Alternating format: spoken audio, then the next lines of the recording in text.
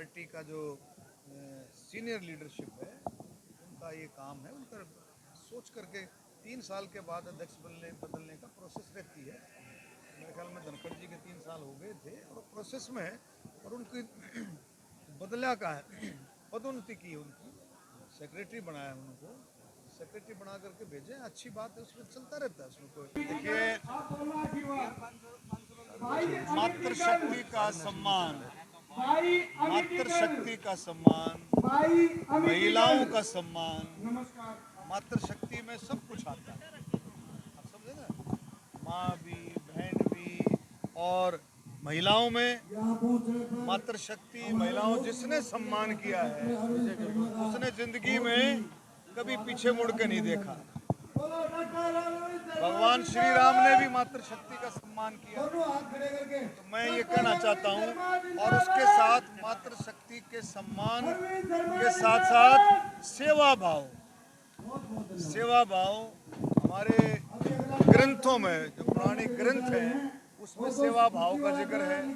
कबीर साहब की वाणियाँ हों, गरीबदास जी की वाणियाँ हों, हमारे गुरु नानक देव जी की वाणियाँ हों, रामायण हो, कहीं भी आप देखेंगे, भागवत गीता हो, हर जगह सेवा भाव का जिक्र है, हर जगह। और कई ग्रंथों में तो हर एक पन्ने पर सेवा भाव का जिक्र है, सेवा भाव का जिक्र है। तो मैं ये कहता हूँ, ये भाव, सेवा भाव, निस्वार्थ सेवा भाव, जिसमें कोई स्वार्थ ना हो, उसका कोई मुकाबला नहीं है। और मुझे पूरी उम्मीद है कि जिस तरह से मातृशक्ति इकट्ठा हुई है आज, इसी विश्वास के साथ कि जो अमित डिगल और इनकी टीम पूरा मिलकर के जो काम कर रहे हैं, एक ऐसे विश्वास के साथ यहाँ पर आई हैं कि जो इन्होंने अनाउंसमेंट की है, इनको विश्वास है कि अभी जो बातें कही गई हैं वो हमारी पूरी होगी, इस विश्वास के साथ आई हैं। और यही भाव भारतीय जनता पार्टी का है, सेवा ही संगठन, सेवा वाला भाव भारतीय जनता पार्टी का है, सबका साथ, सबका विकास, सेवा ही संगठन। उस भाव के साथ चलने में उसमें कामयाबी निश्चित है। मतलब इस तरह का अद्भुत प्रोग्राम ये मैं पहली बार देख रहा हूँ। अच्छी बात है कि इसमें और इस तरह से प्रेरणा मिलती है, और नौजवानों को इस तरह की प्रेरणा मिले कि भाई सेवा भाव से किस तरह लोगों को इकट्ठा किया जा सकता, कितनी मातृशक्ति इकट्ठी हुई है, ये नौजवान आने वाली पीढ़ी को भी एक प्रेरणादायक। देखिए, वो तो देखो ऐसा है, ये मैं ये कहता हूँ, सुन तो लो, ये तो अमित ही जानता है कि भाई सेवा भाव, निस्वार्थ, निस्वार्थ जब सेवा भाव आदमी इंसान करता है तो उसके रास्ते अपने आप निकलते हैं, उसके रास्ते अपने आप निकलते हैं। मैं सोनीपत से चुनाव लड़ा, निर्दलीय, ज़बरदस्त सेवा भाव से हमने काम किया। हमें पता भी नहीं था कि मैं निर्दलीय चुनाव लड़ूंगा। 1.5-2 साल वहाँ फ्लड आया था, सोनीपत में, गोहाने में, बड़ौदा में, उस इलाके में ज़बरदस्त फ्लड आया था उन दिनों में, 1995 की बात है, और हमने खूब काम किया। आज भी मुझे याद है, दाल, चावल, चीनी, नींबू, मोमबत्ती, स्टोव, मिट्टी का तेल, उस समय मिट्टी का तेल, हमने इतनी दवाइयाँ, पानी निकालना, पानी की इंतज़ाम करना, पीने के पानी की जो है बड़ी किल्लत हो गई थी। उस समय ये नहीं पता था हम चुनाव लड़ेंगे, निस्वार्थ सेवा भाव था, और उस निस्वार्थ सेवा भाव ने ही धीरे धीरे चल करके एक रास्ता खोल दिया निर्दलीय सांसद।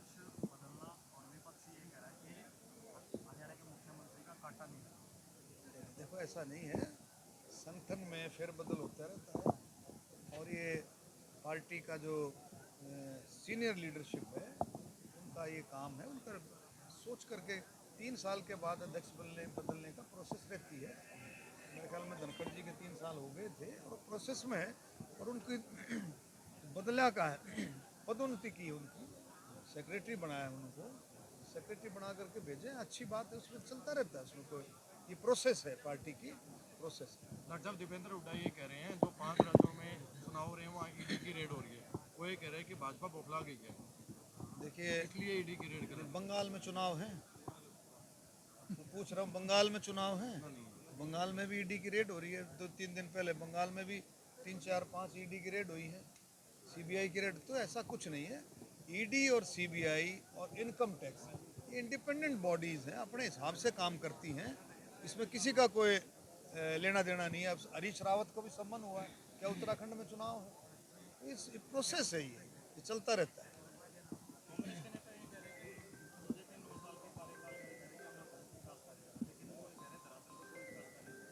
अब नहीं, ऐसा नहीं है। उसने जो 9 सवाल किए हैं वो सवाल बोलो, आप उनको रटो वो क्या बोले हैं और उनसे पूछो। जो तुम्हारी सरकार है 2014 में जो गई थी वही नहीं 9 सवालों की वजह से गई थी। वो कह रहे हैं बीजेपी यानी कि भ्रष्टाचार, परिवारवाद, विकास की बात करते हैं, नौकरियों की बात करते हैं। वो सारे के सारे पॉइंट इन पर लागू होते हैं, कांग्रेस पर। इन्हीं की वजह से 2014 में गए थे, इन्हीं के फिर उनको याद आ गई है इन्हीं पॉइंटों की। तो वो अपने गिरबान में जाके जिस वजह से उनकी सरकार गई थी, वो लोग बिल्कुल सतर्क हैं, लोग चौकस हैं, लोग इनकी बातों में नहीं आने वाले हैं। और एक और काम इन्होंने शुरू किया है कि जो माननीय प्रधानमंत्री मोदी जी के नेतृत्व में, खट्टर साहब के नेतृत्व में जो एक सिस्टम ट्रांसपेरेंसी का नौकरियों में चला, वे ट्रांसपेरेंसी और ईमानदारी से बिना खर्ची और पर्ची के नौकरी मिली। ये कह रहे हैं फिर से पर्ची सिस्टम चालू करें। कांग्रेस कह रही है, इसके नेता कह रहे हैं कि फिर से पर्ची सिस्टम चालू। इसका मतलब फिर से नौजवानों को उसी रास्ते पर, उसी नशे पर लेकर के आने की कोशिश है। जो मुश्किल से 9 साल के अंदर वो नौजवान अपनी लाइन पकड़ गया है, अपनी पढ़ाई करता है, अपनी मेहनत करता है, तब उसका सिलेक्शन होता है। फिर से उसको गुमराह करने की कोशिश हो रही है। 5 राज्यों में जबरदस्त मेहनत है भारतीय जनता पार्टी की, मोदी जी के नेतृत्व में। और हम पूरी उम्मीद करते हैं बहुत अच्छा रहेगा। 5 राज्यों में भारतीय जनता पार्टी सरकार बनाएगी। ठीक है।